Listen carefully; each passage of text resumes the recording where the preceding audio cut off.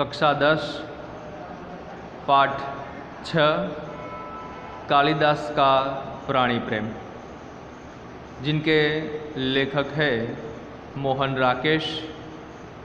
उनका जन्म सन 1925 ईस्वी सन और निधन सन 1972 ईस्वी सन।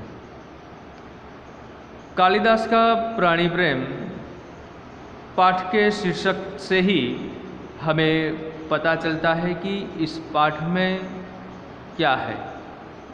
तो यह पाठ कहाँ से लिया गया है उसके बारे में भी हम देखते हैं। तो यह पाठ है यहाँ पर आषाढ़ का एक दिन में, आषाढ़ का एक दिन से केवल एक अंश ही कालिदास का प्राणी प्रेम शीर्षक से प्रस्तुत किया गया है। नाटक के दो प्रमुख पात्र हैं, मल्लिका और कालिदास। कालिदास बाण से घायल हिरण्यशावक को बचा लेता है। नाट्यकार ने यह कहना चाहा है कि अगर हम प्राण दे नहीं सकते तो किसी का प्राण लेने का अधिकार भी हमें नहीं है। मारने वाले से बचाने वाला महान है।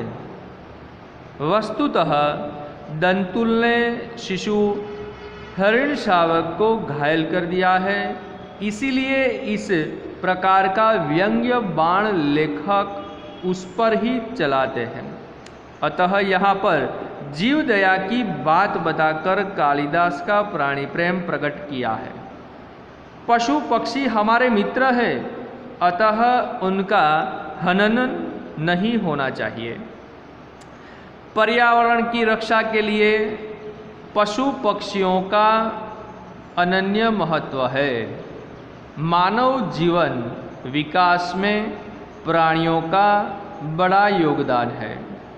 प्राणी मानव के साथी है, इसीलिए हमें उनका रक्षण करना चाहिए। तो यहाँ पर कालिदास के माध्यम से हमें जो प्राणियों के प्रति जो प्रेम है, उनसे जो लगाव है, उनकी जो रक्षा करनी चाहिए, यह बात हमें पता चलती है कि आज मानव ने कई प्राणियों को नाश कर दिया है। उनके जो भी शरीर के अंग होते हैं उसका बाजारों में बिक्री कर दी है। इस तरह से जो भी पशु पक्षी होते हैं उसके अंगों का व्यापार करने लगा है। तो उस मारने से बचाने वाला अधिक महान होता है, इस कहावत से कालिदास ने जो प्राणियों के प्रति जो अपना भाव था, जो लगाव था, वो इस एक अंश से ही पता चलता है। पर्यावरण की रक्षा के लिए पशु पक्षियों का अनन्य महत्व है। कहा जाता है पशु पक्षी है तो मानव है। इस उक्ति को चरितार्थ करते हुए हम आगे देखते हैं। तो कालिदास एक हिरण्यशावक को बाहों में लिए पुचकारता हुआ आता है। हिरण्यशावक के शरीर से लहू टपक रहा है। एक नाटक का ही ये अंश है। तो हम देखते हैं कि सबसे पहले कालिदास अपनी बाहों में हिरण्यशावक को पुचकारता हुआ लेकर आता है। जो हिरण्यशावक बाणों से घायल हुआ है और उसके शरीर से लहू टपक रहा होता है। कालिदास उस हिरण्यशावक को जीने की आस लगाते हैं और कहते हैं कि हम जिएंगे, हिरण्यशावक जिएंगे न। एक बाण से आहत होकर हम प्राण नहीं देंगे। हमारा शरीर कोमल है तो क्या हुआ, हम पीड़ा सह सकते हैं। एक बाण प्राण ले सकता है तो उंगलियों का कोमल स्पर्श प्राण दे भी सकता है। हमें नए प्राण मिल जाएंगे। हम कोमल आस्तरण पर विश्राम करेंगे। हमारे अंगों पर द्रुत का लेप होगा। कल हम फिर वनस्थली में घूमेंगे, कोमल दुर्वा खाएंगे न। इस तरह कालिदास हिरण शावक से बातें करते हुए आते हैं और हिरण शावक को जीने की आस बढ़ाते हुए वह कहते हैं कि हमें प्राण त्यागना नहीं है। एक बाण प्राण ले सकता है तो उंगलियों का कोमल स्पर्श प्राण दे भी सकता है। हमें नए प्राण मिल जाएंगे। हम कोमल आस्तरण पर, जो आस्तरण यानी कि बिछौना पर विश्राम करेंगे। हमारे अंगों पर द्रुत का लेप होगा। द्रुत यानी कि जो समानार्थी शब्द होता है घी।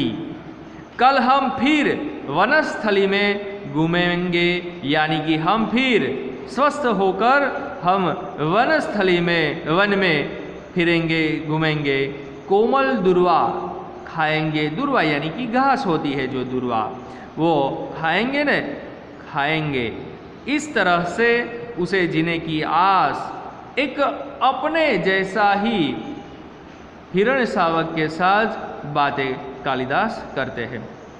अब देखिए, मल्लिका अपने को सहेजकर द्वार की ओर जाती है। मल्लिका कहती है, यह आहत हिरण शावक, यहाँ ऐसा कौन व्यक्ति है जिसने इसे आहत किया? क्या दक्षिण की तरह यहाँ भी?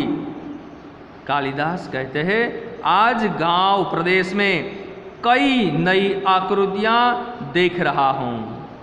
जरौखे के पास जाकर आसन पर बैठ जाता है। राज्य के कुछ कर्मचारी आए हैं। हिरण शावक को वक्ष से हटाकर थपथपाने लगता है। हम सोएंगे, हाँ हम थोड़ी देर सो लेंगे तो हमारी पीड़ा दूर हो जाएगी, परंतु उससे पहले हमें थोड़ा दूध पी लेना है। मल्लिका, थोड़ा दूध हो तो किसी भाजन में ले आओ। कालिदास और मल्लिका आपस में बातचीत करते हैं और मल्लिका कहती है कि ये आहत यानी कि घायल हिरण शावक, यहाँ ऐसा कौन सा व्यक्ति है जिसने इसे मारा है, आहत किया है? क्या दक्षिण की तरह यहाँ भी लोग ऐसे काम करने लगे हैं? कालिदास कहते हैं कि आज गांव में कई नई आकृतियां देख रहा हूं, यानी कि कई अपरिचित व्यक्ति को हम देखते हैं। जरौखे के पास जाकर आसन पर बैठ जाता है। इतने में कुछ राज्य के कर्मचारी आते हैं और हिरण शावक को वक्ष से यानी कि छाती से सटाकर थपथपाने लगते हैं और कहते हैं, कालिदास हम सोएंगे, हाँ हम थोड़ी देर सो लेंगे तो हमारी पीड़ा दूर हो जाएगी। यानी कि हमें जो पीड़ा होती है तब हम आराम करने लगते हैं तो हमारी जो पीड़ा होती है उसमें राहत मिलती है, परंतु उससे पहले हम थोड़ा दूध पी लेना है। मल्लिका, थोड़ा दूध हो तो किसी भाजन में ले आओ। यानी कि मल्लिका को भाजन यानी कि पात्र, बर्तन उसे कहते हैं, तो उस बर्तन में मल्लिका थोड़ा दूध ले आती है।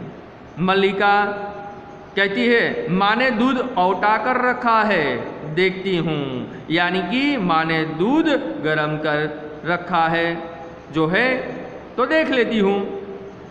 चूहे के निकट रखे बर्तनों के पास जाकर देखने लगती है। अभी अभी 2-3 राज कर्मचारियों को हमने घोड़े पर जाते देखा है। माँ कहती है कि जब भी ये लोग आते हैं कोई ना कोई अनिष्ट होता है।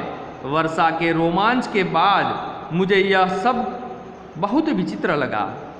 दूध का बर्तन उठाकर दूध खुले बर्तन में उड़ेलने लगती है। माँ आज बहुत रुष्ट है। कालिदास हिरण शावक को बाहों से झुलाने लगता है।